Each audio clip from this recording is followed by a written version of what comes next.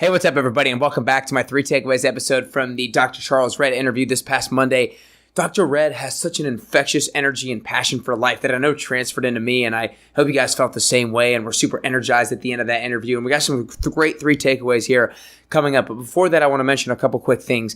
If you go to shop.grabthegold.com and enter discount code CarrierBestYou, you can get these amazing Grab the Gold snack bars for 20% off your first online order, and they'll ship directly to you. Guys, every single day and every week, I'm bouncing from gym to gym, from meeting to meeting, and I need a snack on the go that I can trust the ingredients with. And this is a gluten-free, plant-based, 11 grams of protein, high in fiber snack bar that is so good for me and so energizing. And I know it's going to be perfect for you guys too, who are busy and on the go. Again, shop.grabthegold.com. You can get chocolate peanut butter or peanut butter and jelly for 20% off using the discount code CarrierBestYou. And those of you here in Nashville, I have an amazing event coming up. My first ever live event. I'm super stoked about it and trying to spread the word. It's going to be a 45-minute workout and a 45-minute podcast interview with 3-time MMA world champion Michael Chandler. It's going to be a super high energy, inspiring atmosphere. Sunday, June 23rd, 10 a.m. at training camp. Get your $10 ticket now at nickcarrier.com/events. Again, your $10 ticket at nickcarrier.com/events for Sunday, June 23rd at 10 a.m.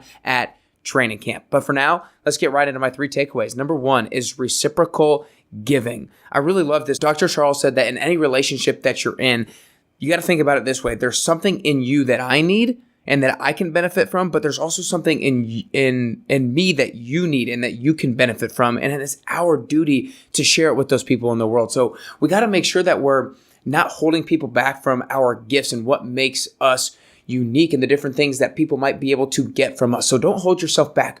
Be fully authentically you around those people, because you never know what you might say or what you might do that could inspire them, that they could use to take it to the next level in their life. And you also got to be making sure that you are fully invested in the conversations that you're having with other people in your life, because they have something that you can use and that you can start to implement into your life and start becoming better. And that's why I started this podcast. I love this quote by Ralph Waldo Emerson: "Every man is in some way my superior, and in that I can learn of him." And this is exactly what Dr. Charles Redd is talking about. There is something in every single person that you meet that you can use, that you can benefit from, and start to become closer to the best version of yourself because of.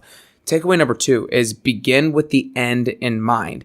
He said that in terms of companies and businesses, you have to know at the beginning what you're all signed up for, because this tells everyone where to focus their energy and what to focus on, because then things become more clear on what actually is moving the needle. So, for example, if you set an intention, if you set an aim, then you can actually start to make progress towards that. Because if you don't know your end destination, then how do you know if you're ever getting closer to that? Like if you're driving and you don't have an end destination, you don't have a location that you're going to, then a left turn or a right turn, you don't know if that's actually getting you closer or not. It could be getting you closer, or it could completely get you going in the opposite direction. So it's really important to set that aim, to set some kind of goal, some sort of end in mind, because that way you can start to define what success looks like, what progress looks like, and you can also define what failure looks like. Because when you know what failure looks like, you can start to pivot, you can start to adjust, and you can start to make sure that those things don't happen anymore in the future. So again, begin with the end in mind. Number 3 is become a slave to your gift. This is without a doubt my favorite one. When he said this quote, I got absolute goosebumps and chills, and that's why I named the episode "Become a Slave to Your Gift." He said that this is the one thing that he regretted not doing earlier on in his life, because a lot of times people don't necessarily know their gift early on, but someone like Tiger Woods, like he pointed out, he knew his gift was golf. He had handed a golf club at 2 years old, and immediately something clicked. And so he devoted his time, energy, focus, day in and day out, super hard work to just work on his craft, to work on his gift, because that's how you become the best in the world at something, or the best you can possibly be at something, when you fully devote yourself to that thing. So we really got to take a step back and figure out what our gifts are. And that's a tough process, guys. Not everybody's going to have something as super easy to jump to as golf, but it's a process that we all need to go through, and we need to examine ourselves and determine what our gifts are.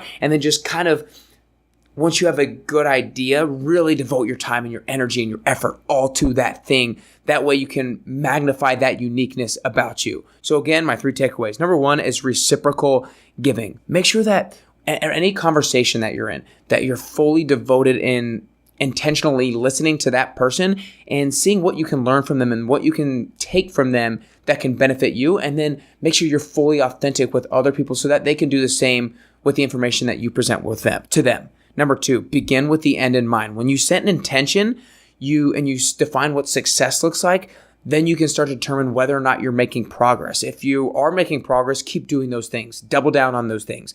If maybe something is a setback, don't do that quite as much or try to avoid that thing next time.